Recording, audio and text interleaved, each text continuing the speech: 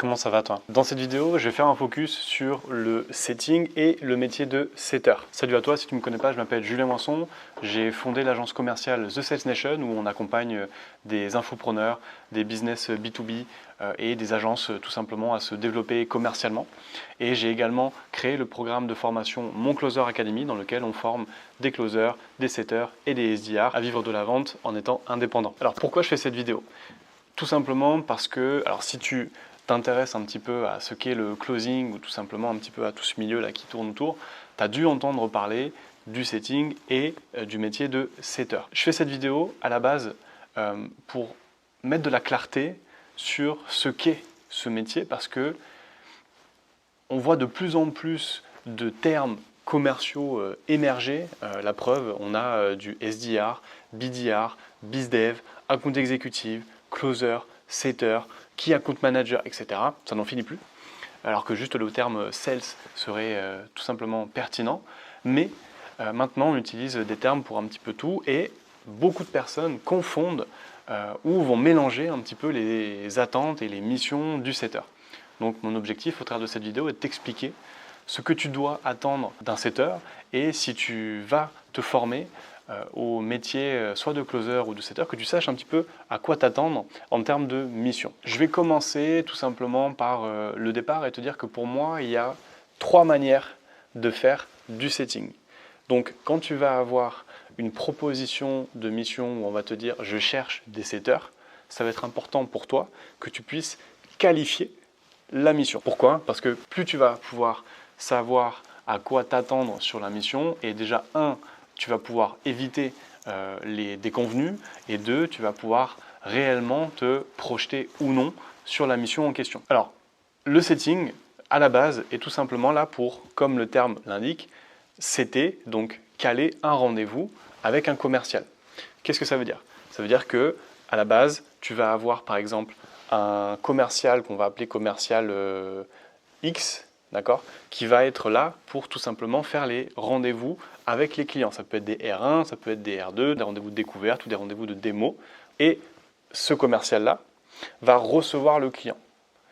En amont, tu vas avoir le setter qui va programmer un rendez-vous pour ce commercial X et qui va lui éviter de perdre du temps avec des prospects normalement qui ne seront pas qualifiés. Donc cette personne-là, le setter, va normalement apporter du rendez-vous supplémentaire ou de meilleure qualité au closer ou au commercial X. Ce qui veut dire que tu as différentes manières au final d'apporter du rendez-vous ici. Et je vais t'expliquer les différentes manières que tu vas pouvoir rencontrer en termes de setting. La première manière de faire du setting, ça peut être sur les réseaux sociaux.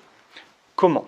Alors imaginons, tu es infopreneur, tu es CEO et tu as une large communauté, que ce soit sur LinkedIn, un groupe Facebook qui est actif ou avec une grosse communauté, ou sur Instagram avec pas mal de followers. Okay? Donc ça, c'est ta base, toi, en tant qu'entrepreneur. Et cette base-là, elle est bien souvent très peu ou très mal exploitée. Le setter, il va être là pour utiliser ta communauté pour la transformer finalement en opportunité de vente. Je dis en opportunité de vente parce que le setter va faire ce que toi tu n'as pas le temps de faire, c'est-à-dire repérer les opportunités, créer pourquoi pas des opportunités, interagir avec l'ensemble des prospects que tu as déjà sous les yeux mais que tu n'arrives pas à engager. Si tu es entrepreneur, tu dois probablement être au four et au moulin, donc tu n'as pas le temps de faire à la fois tout ce qui concerne l'acquisition, à la fois de faire tout ce qui concerne la conversion, à la fois de faire tout ce qui concerne la livraison client, de t'occuper de ton marketing, etc., etc. Donc le setter va te décharger de cette charge de travail-là en la prenant tout simplement à son compte. Ce qui veut dire que pour pouvoir faire un setting efficace dans le cadre où tu voudrais recruter un setter pour exploiter ta communauté d'abonnés, il faut te poser déjà plusieurs questions. 1. Est-ce que tu as toi-même déjà essayé d'engager et de transformer ta communauté? Ce qui arrive, c'est que beaucoup de pseudo-coachs, de pseudo-entrepreneurs ou d'entrepreneurs qui débutent et qui n'ont même pas encore testé leur audience et ou leurs produits vont vouloir recruter des setters. Typiquement, si vous n'avez pas de communauté, si vous n'avez pas encore testé votre produit sur le marché, n'allez pas recruter un setter. Un setter n'est pas un magicien. Donc un setter a besoin de matière pour travailler. Quand je dis de matière, dans le cadre où vous voudriez faire appel à un setter pour créer du business sur une communauté ou sur une base de prospects déjà là, vous devez avoir, vous en tant qu'entrepreneur, déjà essayé quelque chose. Je le redis encore une fois, mais un setter n'est pas magicien. Donc si vous avez 300 abonnés sur votre compte Instagram et que vous n'avez pas d'engagement et que vous n'êtes personne, un setter ne sert à rien. D'accord ? Vous n'êtes personne, vous n'avez pas créé la confiance avec votre audience et donc n'allez pas mettre une personne qui en plus n'est pas vous pour aller chercher du potentiel business. D'accord ? Donc ça c'est la première chose. Côté entrepreneur, ne faites pas n'importe quoi et côté setter, warning ou red flag, attention, si un entrepreneur vous demande de faire du setting sur sa communauté, posez-lui des questions sur à quel point sa communauté est volumineuse, 2 engagée ou intéressante, pertinente à travailler. Je le reprends l'exemple pour caricaturer, mais si quelqu'un vous propose de setter ou de faire le setter sur un compte Instagram qui a 300 abonnés ou qui a peu d'abonnés avec peu d'engagement, peu d'interaction sur le contenu, ne vous attendez pas à quoi que ce soit. Vous allez plutôt vous transformer en business développeur, donc vous allez devoir développer un business de A à Z, et là c'est plus du tout le même périmètre de mission, et donc c'est encore moins le même niveau de rémunération qui est attendu. Donc ça c'est la première voie. Vous allez faire du setting sur une communauté déjà engagée. Vous allez pouvoir donc travailler sur LinkedIn, sur Facebook, sur Instagram, là où la plupart du temps vous avez une communauté qui est déjà présente, d'accord ? Et donc ensuite vous allez pouvoir fonctionner de différentes manières. La première manière, c'est celle où vous allez avoir besoin de l'entrepreneur, de la personne qui représente le business. Je vais prendre un exemple classique qu'on utilise en setting et qui s'appelle le two-step.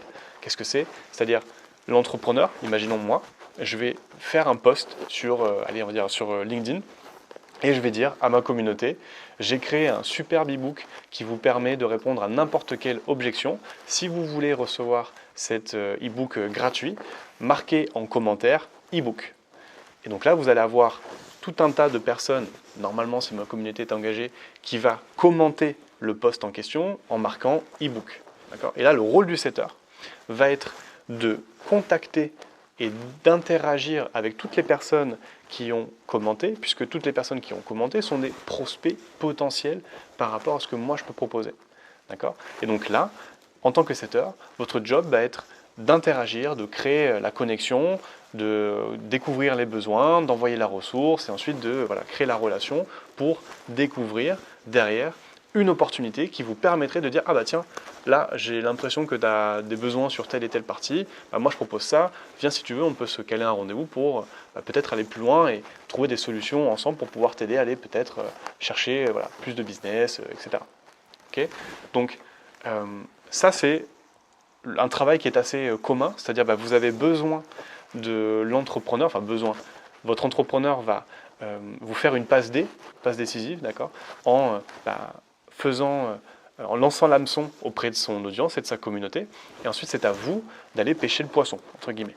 Voilà. Donc là vous avez besoin de l'entrepreneur, et c'est typiquement pour moi la meilleure solution si vous êtes déjà aujourd'hui un entrepreneur qui a une grosse communauté, qui a peut-être de l'influence, vous n'avez pas besoin d'avoir 100 millions d'abonnés, mais si vous avez une audience, même si vous êtes micro-influenceur et que vous avez une audience qui interagit beaucoup avec vous, vous pouvez en fait là à ce moment-là faire appel à un setter qui va pouvoir interagir, créer les connexions, multiplier les opportunités potentielles et forcément augmenter votre potentiel de rendez-vous. Donc ça c'est le cas où vous allez utiliser ou fonctionner sur un two-step.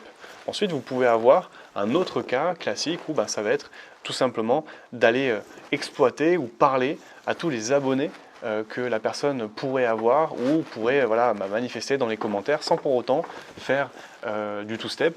Donc ça peut être, vous êtes à la limite entre le community manager qui va s'occuper en fait de la gestion des réseaux sociaux et également côté plutôt sales, vendeur, où vous allez aussi en fait provoquer les opportunités en allant multiplier les interactions, les relations, etc.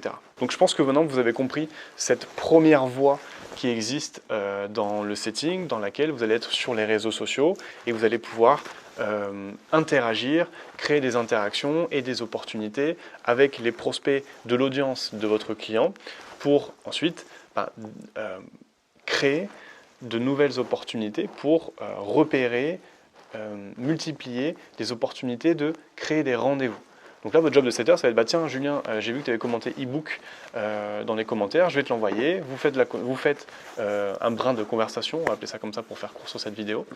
Et si la personne vous dit, ouais, pourquoi pas prendre un call, à ce moment-là, vous, setter, vous allez dire, pas de souci, je t'envoie notre agenda de prise de rendez-vous, tu vas avoir un appel avec Romuald qui du coup va t'expliquer plus en détail ce qu'on propose, ce qu'on fait au sein de chez nous et puis j'espère peut-être qu'on trouvera une solution pour travailler ensemble. Voilà. Donc là vous faites une passe décisive à Romuald, on embrasse tous les Romuald bien évidemment, et donc Romuald par exemple sera le closer qui va réceptionner votre lead et vous en tant que setter vous aurez préqualifié le prospect puisque du coup vous aurez repéré une opportunité, vous aurez détecté en amont des signaux d'achat, des freins à l'achat pour faciliter le travail du closer. Ensuite, vous avez une deuxième voie où vous allez pouvoir faire du setting. Cette voie-là, c'est celle qui est le plus souvent demandée et exploitée, mais qui est souvent mal comprise, soit du côté des entrepreneurs, soit du côté des setters. Cette voie-là, c'est celle où vous allez avoir un fichier de prospects déjà présent dans le business avec lequel vous allez travailler ou collaborer. Okay, et vous, en tant que setter, vous allez devoir contacter ces personnes-là pour en fait faire tout simplement ce qu'on appelle de l'outbound, donc de la prospection, pour aller chercher de nouvelles opportunités déjà dans un vivier existant. Et bien souvent, c'est là où les choses commencent à se corser. Pourquoi? Parce que la plupart des personnes qui arrivent dans le closing se sont, entre guillemets, soit fait avoir par un discours un peu trop édulcoré autour du viens dans le closing pour vivre de liberté, d'eau fraîche, tout en travaillant 2 heures par jour, en faisant un métier qui n'est pas de la vente, qui est éthique et bienveillant, blablabla. Et c'est là où en fait vous avez un peu une déconvenue pour toutes ces personnes qui n'auraient pas compris ce qu'était le métier en lui-même. Pourquoi? Parce que là, vous allez vous retrouver à faire un vrai travail de commercial. Donc, ce n'est pas de la prospection dans le dur à proprement parler. Par contre, c'est prendre votre fichier, prendre le fichier qu'on vous a donné, prendre votre téléphone et appeler quelqu'un, entre guillemets, qui n'a pas demandé à ce que vous l'appeliez. Pourquoi? Parce qu'en fait, bien souvent, c'est des personnes soit qui se sont inscrites, par exemple, à une conférence, à un webinaire, à juste même peut-être recevoir un e-book, télécharger un lead magnet, etc. Donc les personnes, elles ont demandé quelque chose à un moment donné, mais elles ne sont pas allées plus loin. Par exemple, comme vous allez voir passer une publicité en ligne, d'accord, qui vous invite à, je sais pas, à suivre un webinaire sur le métier de closer, par exemple. Vous vous inscrivez à ce webinaire-là, donc vous laissez, par exemple, prénom, nom, adresse email et numéro de téléphone, ok. Et puis, pour X, Y raison, vous n'avez pas envie de suivre la conférence, vous n'avez plus envie ou vous n'avez pas eu le temps, etc. Et en fait, là, le setter va intervenir, c'est-à-dire il va prendre le fichier de toutes les personnes qui ont déposé, qui se sont inscrites et qui ne sont pas allées plus loin ou qui n'ont pas été transformées par un closer, donc qui n'ont pas acheté. Et donc vous allez appeler ces personnes-là pour aller repérer ou déceler un intérêt, ensuite préqualifier le prospect et pourquoi pas caler un rendez-vous avec un closer. Et donc cette mission-là est plus compliquée, surtout quand on n'a pas compris ce qu'était ce métier, qui était le closing ou tout simplement de travailler en tant que sales en remote. Et là, vous allez vous retrouver vraiment sur une mission qui est une vraie mission commerciale. Pour autant, ce genre de mission-là, pour moi, c'est une des approches commerciales qui est la plus enrichissante d'un point de vue bien évidemment commercial, mais aussi personnel. Pourquoi? Parce que là, ça va vous demander de vrais soft skills, ça va vous demander de l'agilité, ça va vous demander de l'intelligence émotionnelle, au-delà de l'intelligence commerciale, ça va vous demander de l'écoute, ça va vous demander de la capacité à rebondir sur ce qu'on vous dit, à créer du besoin. Donc c'est un vrai exercice à part entière qui, pour moi, quand il est bien fait, va vraiment vous permettre de rentrer dans ce flow et dans cette dynamique qui permet de créer du flow et de créer une belle énergie. Et donc derrière, en fait, d'aller créer du volume et des opportunités commerciales. Quand je dis quand il est bien fait, pourquoi? C'est parce que sur ce genre d'exercice, la plupart des entrepreneurs ou des dirigeants ou n'importe qui va considérer les commerciaux, donc les setters ou les SDR, pour ce genre de mission, selon moi, un petit peu comme de la chair à canon. C'est-à-dire, bah tiens, on te donne un fichier, tu te démerdes avec, et puis bah, tu contactes toutes ces personnes et tu vas aller chercher le maximum d'opportunités. Non, c'est pas comme ça que ça se passe. En plus, bien souvent, ces personnes-là vont vous demander ou vous donner des objectifs qui sont incongrus, qui sont mais aberrants pour la plupart du temps. Par exemple, qui vont vous dire de faire 100 appels par jour, tous les jours de la semaine, pendant par exemple un mois entier, jusqu'à ce que vous atteigniez votre quota. Et puis bah, si vous n'avez pas atteint votre quota, vous êtes nul et vous jartez. Donc typiquement, ce genre d'approche-là, pour moi, c'est que vous avez affaire à des entrepreneurs ou des dirigeants qui n'ont rien compris au métier et qui vous demandent de faire quelque chose qu'ils n'ont même pas fait eux-mêmes. D'accord ? Pourquoi ? Parce que, déjà, c'est une aberration de demander à quelqu'un de faire du call, enfin on va dire du cold call ou de la prospection tous les jours sur un rythme et un volume comme ça. Personne ne tient. Il n'y a rien de pire en fait pour cramer sa force commerciale. Donc attention à ça, ça peut être un red flag. Précisez bien le volume d'appels qui est attendu ou le fichier à exploiter et surtout de quelle manière la personne attend que vous exploitiez ce fichier. Puis n'hésitez pas à lui demander si cette personne-là a elle-même testé la mission et quels ont été ses résultats afin de décorréler les fantasmes que les entrepreneurs pourraient avoir et la réalité du terrain. D'accord ? N'attendez pas. Si quelqu'un vous dit « moi j'attends que tu me bookes par exemple 100 rendez-vous et que tu fasses 100 000 € de chiffre d'affaires sur ce fichier-là et que jusqu'à présent rien n'a été fait », bon bah vous n'attendez pas à faire des miracles. Donc cette voie-là, où vous avez un fichier de prospect, alors le fichier de prospect, il peut être soit sur une base de webinaire ou tout ce que je vous ai présenté, ça peut aussi être une base mail, d'accord, que par exemple, je sais pas, on reprend l'exemple de l'infopreneur ou de l'entrepreneur qui a une grosse communauté, en fait ça peut être une base mail qui n'a jamais été exploitée ou qui n'a jamais été contactée, et à ce moment-là, en fait, vous faites appel à un setter qui va justement engager cette audience qui est déjà là, qui est chaude, qui attend que juste qu'en fait, qu'on vienne la voir. Et donc le setter va venir faire son travail là-dessus. Je fais une petite aparté. Si vous avez des besoins sur cette partie-là, que ça vous parle et que vous avez déjà peut-être une audience de prospects ou une communauté avec laquelle vous ne savez pas comment l'engager, ou si vous avez un fichier ou des fichiers de prospects que vous aimeriez contacter et que vous n'avez pas de setter, vous pouvez candidater ou postuler sous cette vidéo. Je vous ai laissé un lien dans l'agence commerciale que j'ai montée, The Sales Nation. On a toute une équipe de setters, on a plusieurs squads d'ailleurs, donc qui sont là exclusivement pour ce genre de mission, qui sont dévoués à aller faire le maximum de performance sur ce genre de mission-là.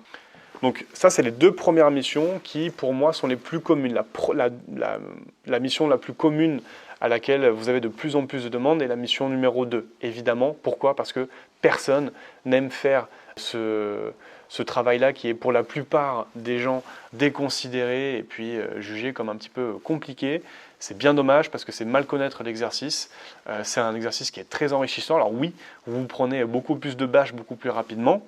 Par contre, vous avez un vrai élan, vous avez une vraie utilité à ce que vous faites et ça vous permet d'avoir de votre côté en tant que setter plus d'opportunités de mission, donc un système de rémunération et des commissions, surtout si vous êtes indépendant, qui sont plus prévisibles. Vous avez plus de chances aujourd'hui si vous vous lancez à votre compte, soit en tant que closer, soit en tant que futur setter, ou les deux, de pouvoir augmenter vos revenus en ajoutant cette carte de setting à votre arc, et donc soit en faisant du setting à proprement parler pour les infopreneurs, ou alors justement vraiment en vous ouvrant à l'outbound, à la prospection, et puis en apprenant à aimer cet exercice-là.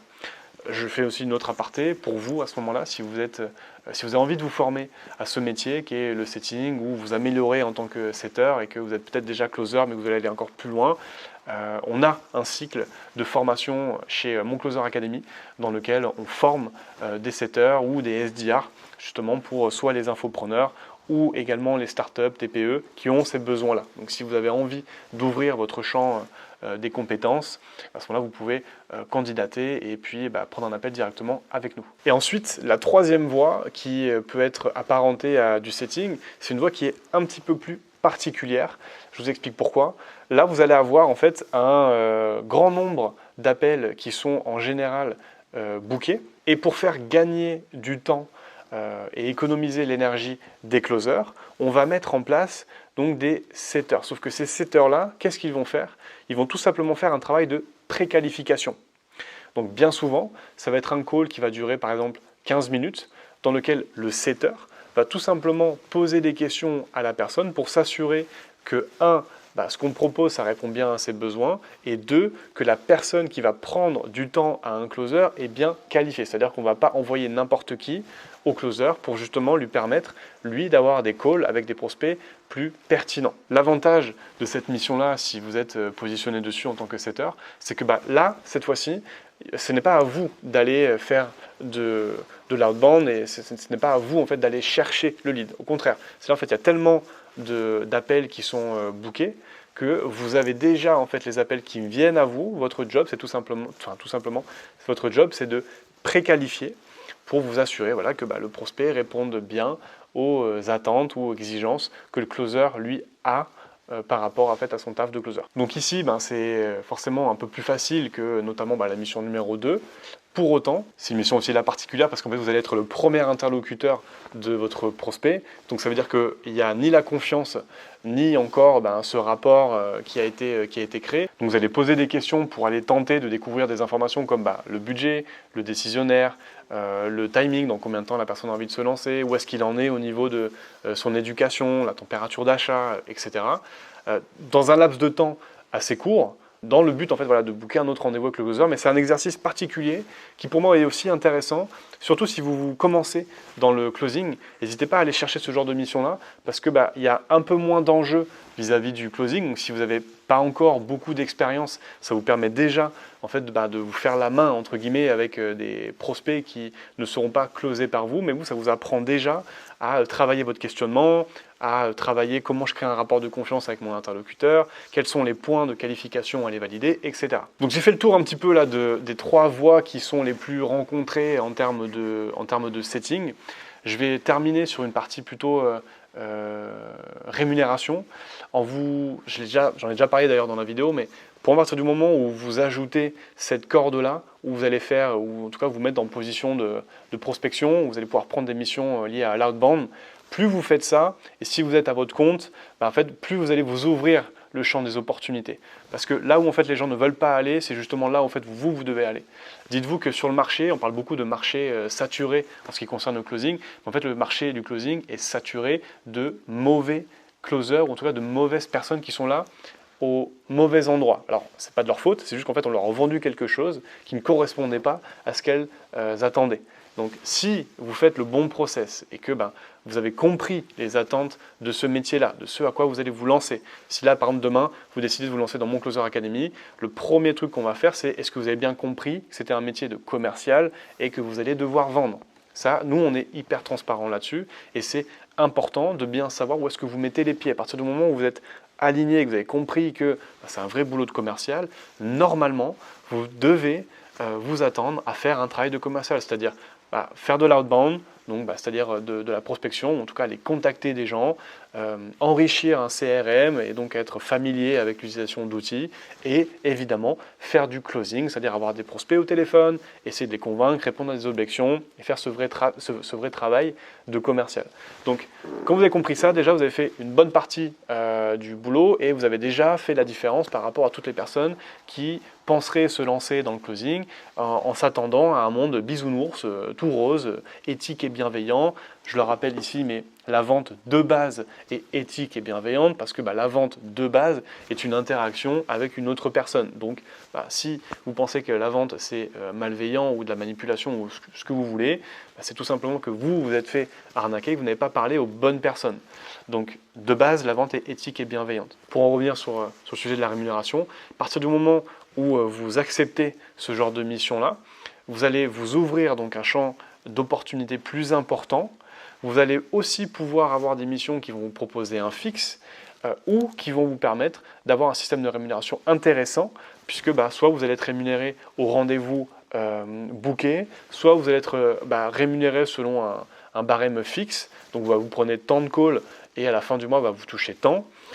Soit vous pouvez avoir les deux, vous pouvez avoir un système de fixe avec un variable sur soit le nombre de rendez-vous qui ont été bookés, soit sur le nombre de rendez-vous bookés qui ont été closés par un closer. Donc c'est une vraie opportunité quand vous êtes indépendant pour justement arrondir ou augmenter votre rémunération et donc vos commissions à la fin du mois. Si vous avez aussi la volonté peut-être de faire une transition si vous êtes salarié et que vous avez envie de faire une transition douce vers ce métier d'indépendant, ça peut être aussi une option. Pourquoi? Parce que ce genre de mission-là, vous allez plus avoir de chances d'être sur des missions peut-être ponctuelles. Ce que j'entends par là, c'est que par exemple, nous on a des entrepreneurs qui nous contactent, qui nous disent tiens Julien, j'ai un fichier de 1500 clients, je veux que ton équipe de 7 heures en fait se mette dessus, nous contacte la liste, soit nous nettoie la liste en filtrant tous les numéros qui ne sont plus bons, ou alors que tes setters en fait viennent travailler la liste et puis nous calent un maximum de rendez-vous. Donc en fait là on a un fichier qui est déterminé, ok. Vous avez un nombre de calls qui est dispatché, donc par exemple moi je vais dispatcher à toute mon équipe de setters un nombre de calls qui est fixe et bon je vous dis vous avez une semaine pour contacter toute cette liste là. Donc là vous contactez les personnes quand vous voulez, ça peut être à votre pause, ça peut être tout un week-end, ça peut être sur votre jour de repos. Donc là c'est plus facile sur ce genre de mission de faire une transition si vous êtes salarié et que vous voulez un petit peu voir ce que ça donne et pourquoi pas faire des revenus complémentaires avant de faire le grand saut. Voilà, j'espère que cette vidéo vous a apporté de la valeur, que vous avez un peu plus de clarté et que vous avez un peu plus de conscience sur ce qu'est le setting et voilà, ce qu'on attend d'un setter. Si vous avez envie de vous former à ce métier ou développer cette compétence-là, je vous mets le lien de Mon Closer Academy. Vous prenez un call directement avec nous. Vous aurez soit moi, soit une personne de mon équipe qui échangera avec vous pour valider votre besoin. Et puis, si ça fit entre vous et nous, à ce moment-là, on vous proposera de rejoindre l'académie. Et si vous êtes entrepreneur, dirigeant, infopreneur et que vous avez des éléments qui vous ont parlé et que vous aimeriez faire appel à une équipe de setters, à ce moment-là, pareil, vous avez un lien en dessous de la vidéo sur lequel vous pouvez nous contacter et puis on fera le nécessaire pour bien qualifier votre besoin et vous dire si oui ou non on est les bonnes personnes pour vous accompagner dans la mission sur laquelle vous vous projetez. Pour terminer, si la vidéo vous a plu, je vous laisse vous abonner à la chaîne si ce n'est pas déjà le cas, laisser un j'aime pour pouvoir aider plus de personnes à découvrir ce métier ou avoir un peu plus d'informations sur ce qu'est le métier de setter, closer et ce qu'est le setting et le closing. Je vous remercie d'avoir regardé la vidéo jusqu'au bout et puis je vous dis bonne vente.